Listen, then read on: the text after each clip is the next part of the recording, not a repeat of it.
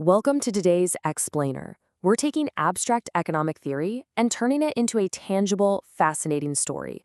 We're going to look at exactly what happens when the supposedly perfect free market, that famous invisible hand, actually misfires.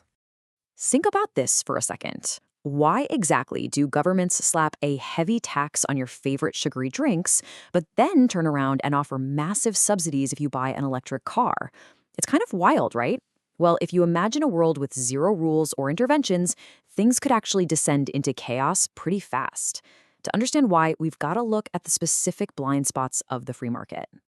Here is our roadmap for today. First, we'll look at when free markets fail. Then, the true cost of externalities. After that, the causes of market failure. And finally, government intervention. All right, Section 1, when free markets fail, a less than optimum state. So normally, the free market machine does a remarkably great job using the price mechanism to allocate scarce resources, things like land, labor, and capital. But sometimes it stumbles. It results in a less than optimum allocation of resources from society's point of view. And this specific inefficiency, that's exactly what economists call market failure. What does this actually look like in the real world? Well, this failure happens when the market over-allocates resources to harmful things, like, say, cigarettes, and under-allocates resources to genuinely beneficial things, like schools. It also pops up when the market creates severe inequity, where the rich just keep getting richer and the poor get relatively poorer. Oh, and it definitely happens when a market outright damages the environment during production or consumption. Moving right along to Section 2, the true cost. Externalities. Here's the thing. The price mechanism in a free market often completely ignores something called externalities. An externality is basically an external impact on a third party who wasn't even involved in the economic transaction. Think of them as spillover effects, either positive or negative, that hit innocent bystanders who didn't even participate in buying or selling the good in the first place. To see how this impacts you directly, let's contrast private costs with social costs. The private cost is just what you actually pay out of pocket, like, say, the $9 you hand over for a fast food meal. But the social cost, that includes your $9 private cost plus the external cost. For instance, the literal tax burden on society to pay government cleaners to pick up the fast food litter left behind on the street. It adds up.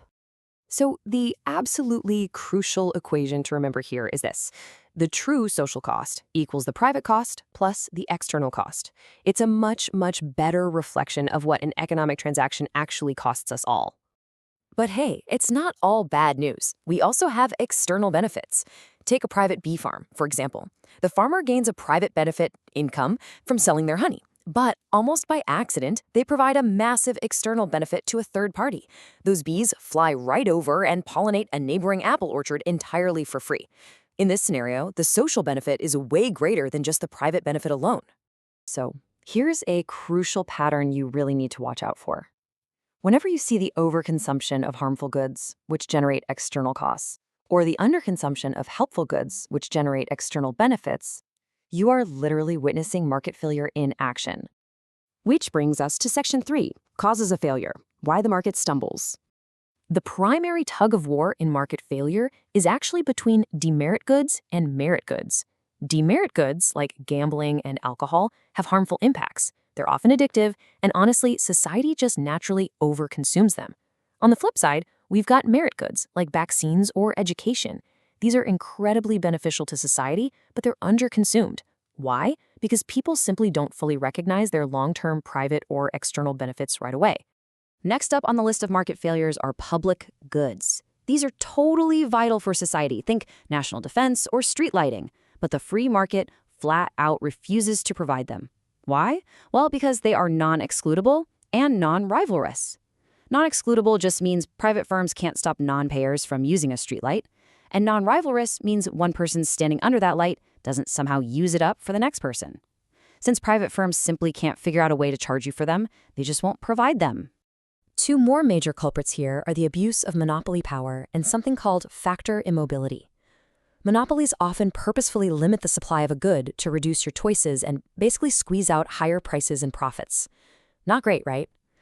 Meanwhile, factor immobility happens when resources, especially labor, just can't relocate geographically or retrain occupationally fast enough to meet shifting market demands. and that creates huge structural inefficiencies. All right, let's look at the fix in Section 4, Government Intervention, Methods and Impacts. To correct these market inefficiencies, governments deploy a specific toolkit of interventions. They most commonly rely on things like indirect taxation, subsidies, imposing maximum or minimum prices, and strict regulation, or in some cases, even the full nationalization of industries. Now check this out. When a government steps in to help consumers by legally forcing a maximum price below what the free market actually wants, a really interesting dynamic happens.